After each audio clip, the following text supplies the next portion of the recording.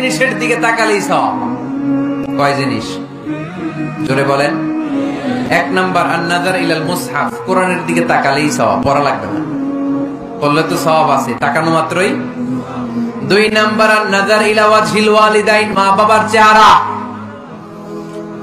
মা বাবার খেদমত করলে তো সওয়াব আছেই, টাকা দিলে তো সওয়াব আছেই, কিন্তু মা বাবার চেহারার নজরের দিকে যদি রহমতের নজরে একবার তাকান, একটা কবুল হজ করলে যেই সওয়াব, ওই সওয়াব আমল নামাই দিবে কে? তিনবার বললেন আল্লাহ রাসূল এই মায়ের কথা। কয়বার?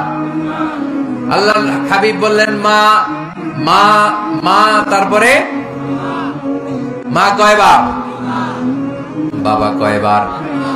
তার মানে ইসলাম মাকে দিয়েছে স্বর্ণ পদক, ইসলাম মাকে দিয়েছে রৌপ্য পদক, ইসলাম মাকে দিয়েছে ব্রোঞ্জ পদক, বাবাকে দিয়েছে সান্ত্বনা পুরস্কার।